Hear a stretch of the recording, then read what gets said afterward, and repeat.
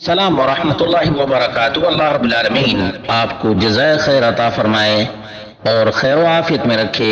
آپ کا سوال تھا کہ بہت سے لوگ کہتے ہیں کہ آپ کے فلاں عالم فلاں عالم فلاں عالم سنت کو فالو نہیں کرتے ہیں، تو اس کے بارے میں آپ نے جو کچھ کہا ہوگا وہ تو کہا ہی ہوگا، لیکن آپ جانتے ہیں ہمارے لیے اسوہ، نمونہ اور قدوہ کوئی مقلد عالم نہیں، ہمارے لیے اسوہ اور نمونہ محمد رسول اللہ صلی اللہ علیہ وسلم کی ذات ہے، اور کتاب و سنت ہمارے ماتھے کا جھومر اور ہماری آنکھوں کا ٹھنڈک ہے، اور ہم اسی چیز کی دعوت دیتے ہیں۔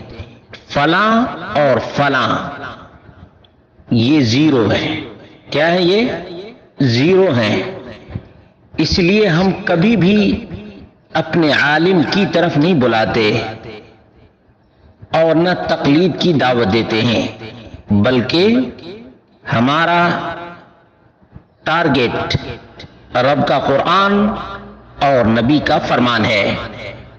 اعتصام بالکتاب والسنہ علی فہم سلف الامہ، سلف صالح کے منہج کے مطابق قرآن و سنت کی دعوت ہے۔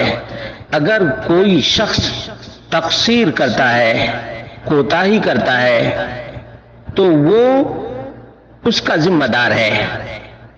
تقصیر کرنے والا، کوتاہی کرنے والا ہی ذمہ دار ہے، کتاب و سنت اس کا ذمہ دار نہیں، اور نہ ہمارا منہج اس کا ذمہ دار ہے۔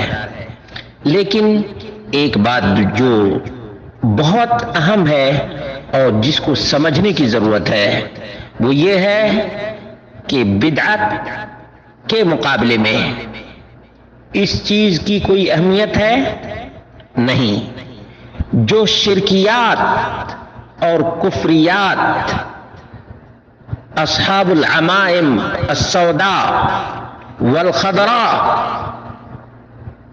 لوگوں کے سامنے پیش کرتے ہیں، اور جن شرکیات اور کفریات کا اور خرافات کا وہ لوگ ارتکاب کرتے ہیں، ان کے مقابلے میں یہ کوتاہی کوئی معنی رکھتی ہے نہیں۔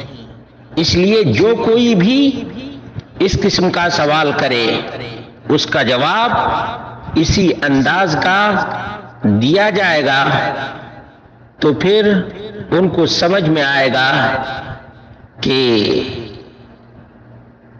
دین اشخاص سے مربوط نہیں، کتاب و سنت سے مربوط ہے، منہج صحابہ سے مربوط ہے۔